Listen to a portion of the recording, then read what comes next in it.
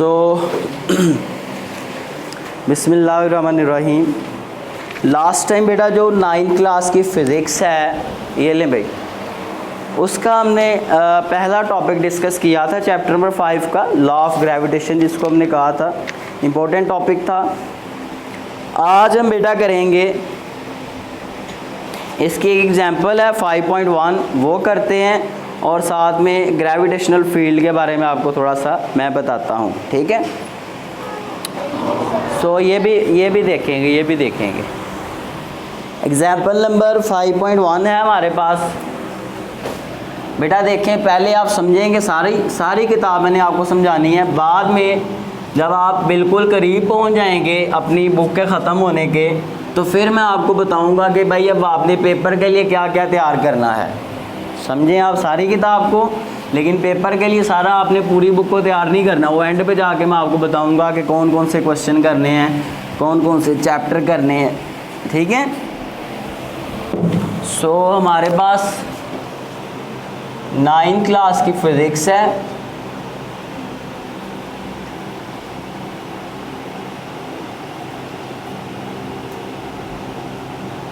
Chapter number हमारे पास कौन सा है भाई? चैप्टर नंबर 5 है। और आज का जो हमारा टॉपिक है,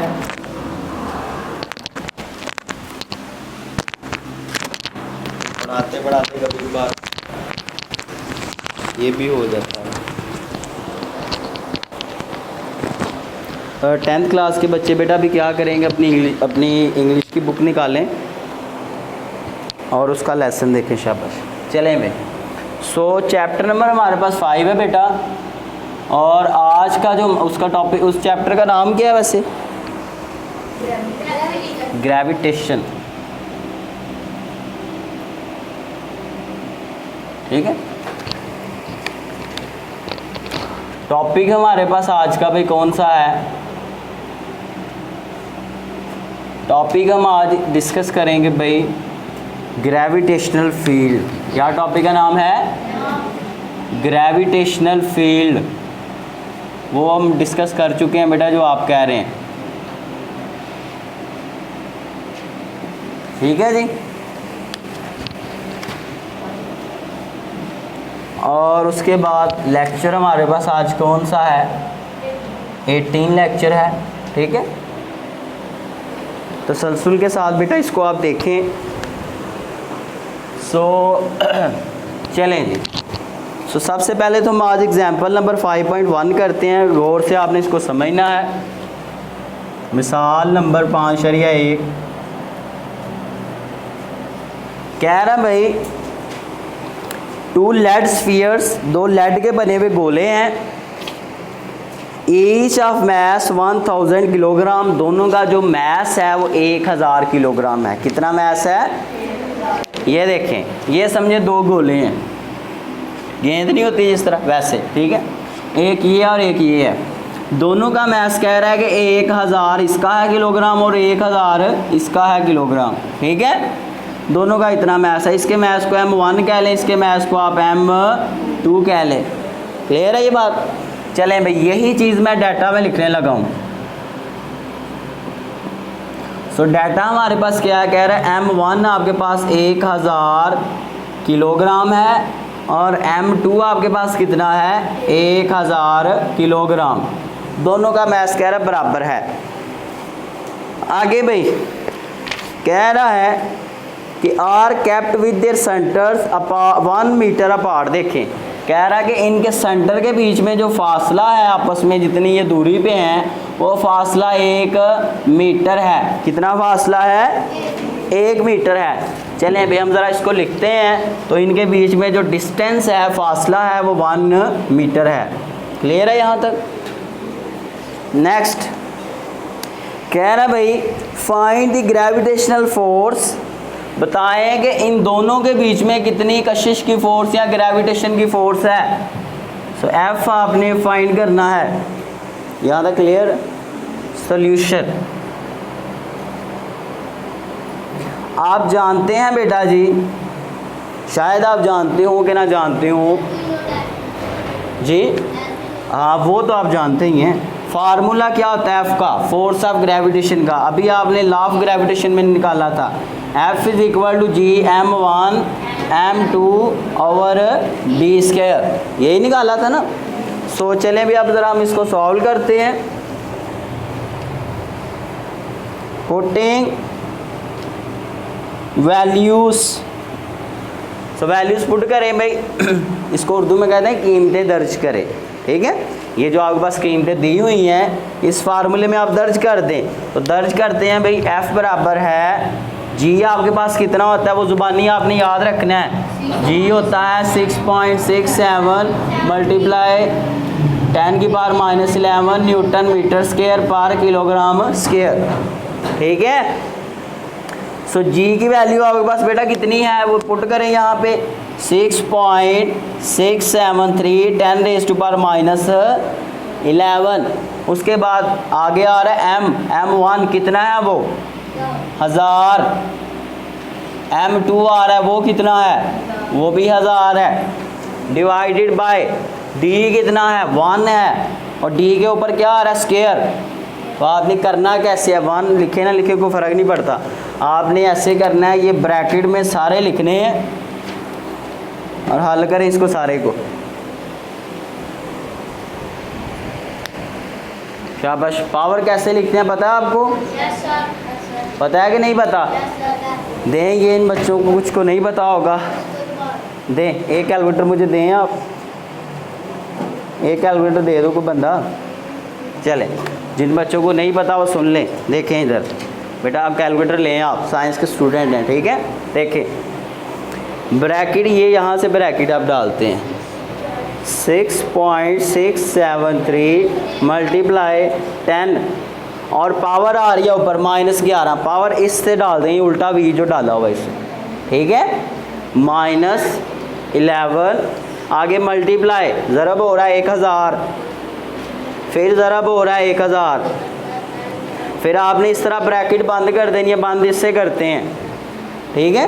फिर ये बटा आ रहा है बीच में, बटे का मतलब है डिवाइड, एक ही स्टेप में सारा करूँगा, नीचे 1 है तो दोबारा ब्रैकेट डाल के नीचे वाली रकम लिखे 1 और स्केयर बेटा इससे आप डालते हैं, ये ब्रैकेट बंद कर लें और ये स्केयर डाल लें आप ऊपर, ये x की 2 लिखा हुआ है यहाँ पे, तो आंसर आ रहा है भाई 6.673 मल्टीप्लाई -5, शाबाश। So f is equal to 6.673 multiply 10⁻⁻5 और फोर्स का यूनिट क्या आता है न्यूटन। देखें यही आंसर है पहले एग्जाम्पल का। तो आई होप कि आपको इसकी समझ आ गई होगी बेटा। अब ज़रा हम चलते हैं इसके नेक्स्ट टॉपिक की तरफ। तो ये आपने घर से कल करके आनी है, प्रैक्टिस करके आइएगा, इसको रफ कॉपी पे करके लाइएगा। आगे है हमारे पास ग्रेविटेशनल फील्ड। क्या है भाई? Gravitational field. नेक्स्ट टॉपिक है ग्रेविटेशनल फील्ड। बेटा इसको उर्दू में भी यही कहते हैं, ठीक है बच्चों। चलें, ग्रेविटेशनल फील्ड क्या है देखें बेटा। ये हमारे पास ज़मीन है, अगर अर्थ है, ठीक है, ज़मीन, तो ज़मीन के इर्द गिर्द वो एरिया, वो रीजन, वो जगह जहाँ जहाँ तक ज़मीन किसी बॉडी को अपनी तरफ कशिश कर सकती है, अट्रैक्ट कर सकती है, उस जगह को, उस रीजन को आप कहेंगे बेटा ग्रेविटेशनल फील्ड कहेंगे। मिसाल के तौर पे देखें, ये ज़मीन है, तो जब आपकी बॉडी को यहाँ पे हो तो ज़मीन इसको अट्रैक्ट करेगी, यहाँ पे हो तब भी अट्रैक्ट करेगी, यहाँ पे हो तब भी, यहाँ पे हो तब भी। लेकिन अगर इस दायरे से, ज़मीन की हद से कोई चीज़ बाहर निकल गई है तो अब ज़मीन इसको अट्रैक्ट नहीं करेगी। इंग्लिश में ये कहते हैं the region around the earth. ज़मीन के अराउंड, ज़मीन के गिर्द वो जगह, वो region in which it can attract other bodies, जिस रीजन के अंदर अर्थ दूसरी बॉडीज़ को अपनी तरफ अट्रैक्ट कर सकती है, कशिश कर सकती है, ये जो सारा इलाका आ रहा है, ये जो सारा रीजन है जिसमें अर्थ अट्रैक्ट कर सकती है दूसरी बॉडीज़ को अपनी तरफ, उसको बेटा उस सारे रीजन को आप क्या कहते हैं? ग्रेविटेशनल फील्ड कहते हैं। क्या कहते हैं? ग्रेविटेशनल फील्ड कहते हैं। समझ आ गई? क्लियर है बेटा? आपको समझ आइए? जिस तरह कहते हैं ना कि ये मेरा इलाका है, जहाँ जहाँ तक आपका असर होता है वो आपका इलाका होता है। जिस तरह हम कहते हैं ये हमारा घर है, तो हमारा घर जहाँ जहाँ तक हमारी चारदीवारी होती है वहाँ वहाँ तक हमारा असर होता है, वही हमारा घर होता है। इस तरह ज़मीन के अराउंड वो जगह, वो फील्ड, वो रीजन जहाँ तक ज़मीन दूसरी बॉडी को अट्रैक्ट कर सकती है, दूसरी बॉडीज़ पे ग्रेविटेशन की फोर्स लगा सकती है, उस रीजन को आप क्या कहते हैं? ग्रेविटेशनल फील्ड कहते हैं। चलें बेटा आप लिख लें द रीजन, वहाँ पे लिखा इसको लिख लें, the region around earth in which it can exert, exert कहते हैं लगाना, force of gravitation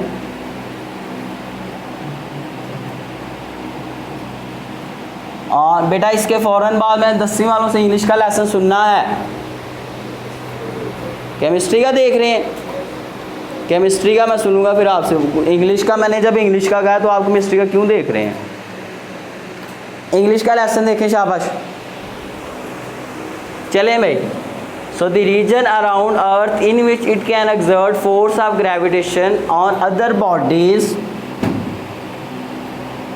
is called gravitational field. उस रीजन को क्या कहा जाता है? ग्रेविटेशनल फील्ड कहा जाता है। आई होप कि आपको इसकी समझ आ गई होगी। ठीक है, अब बेटा देखें, जब ज़मीन की रेंज में या ज़मीन के फील्ड में अर्थ की जो फील्ड है ग्रेविटेशनल, उस फील्ड के अंदर अगर कोई बॉडी पड़ी हुई है, बॉडी पड़ी हुई है, तो ज़मीन उसको अपने सेंटर की तरफ अट्रैक्ट करती है। किधर को अट्रैक्ट करती है? ये देखिए, मैं अगर ये बॉडी है इसको छोड़ूंगा तो ज़मीन की तरफ जाएगी ना, ज़मीन के सेंटर की तरफ। ठीक है, तो ज़मीन हमेशा अट्रैक्शन की फोर्स लगाती है टू अर्थ इट्स सेंटर, अपने सेंटर की तरफ। अब जितनी वो फोर्स लगाती है किसी बॉडी के ऊपर, हम कहते हैं वो एफ है। कितनी फोर्स है? वो एफ फोर्स है। अब बेटा जो फोर्स ऑफ ग्रेविटेशन ज़मीन लगाती है या अट्रैक्शन की फोर्स लगाती है, वो इक्वल होती है किसके?